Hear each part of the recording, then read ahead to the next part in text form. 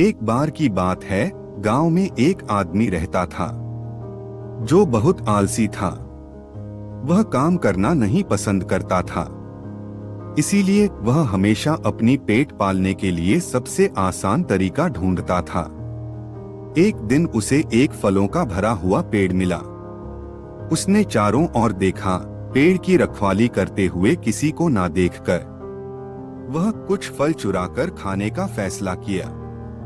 लेकिन जैसे ही उस आदमी ने पेड़ पर चढ़ने लगा, पेड़ के मालिक ने उसे देख लिया।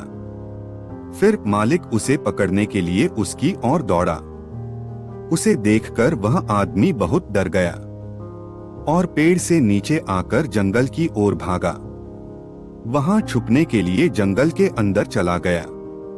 कुछ समय बीतने के बाद वह अपनी खाली पेट लेकर गांव की ओर चलने लगा।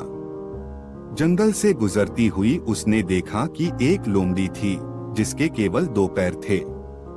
लोमड़ी को देखकर उस आदमी ने मन ही मन सोचा, यह लोमड़ी कैसे जीवित रह सकती है सिर्फ अपनी 2 पैर के माध्यम से। वह कैसे अपने लिए खाने का इंतजाम करती है और कैसे अपने आप को दूसरे जानवर से बचाता है। तभी उसने लोमड़ी की तरफ आते हुए एक शेर को देखा।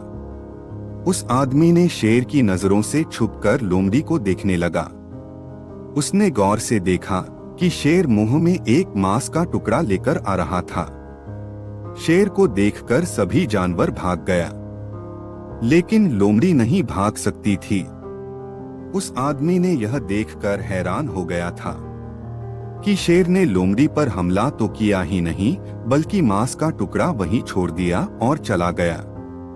यह देखकर उस आदमी ने भगवान की योजना को महसूस किया और अपने आप को सोचा, भगवान सभी के निर्माता है और उनके पास सभी जीवों को देखभाल करने की योजना है। इसका मतलब भगवान के पास उसके लिए भी कुछ ना कुछ योजना है। फिर वह वहां से चला गया और गांव के पास एक पेड़ के नीचे बैठ गया।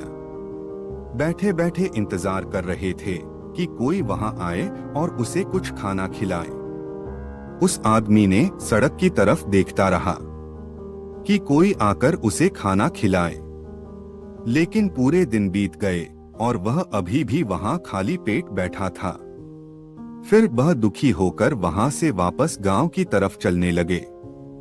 गांव वापस जाने के समय उसकी मुलाकात एक बूढ़े ऋषि से हुई।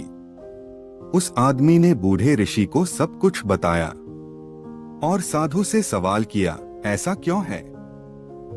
भगवान ने उस लोमड़ी को दया किया और मेरे साथ ऐसा क्यों किया?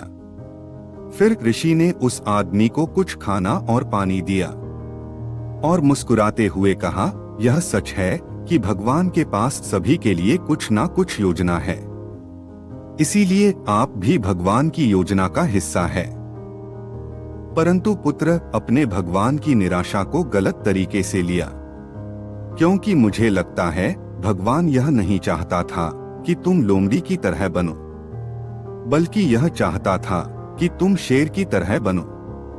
नैतिक शिक्षा भगवान ने हमें अपना काम करने की शक्ति और क्षमता दी है और हमें हमेशा चीजों को सकारात्मक तरीके से देखना चाहिए।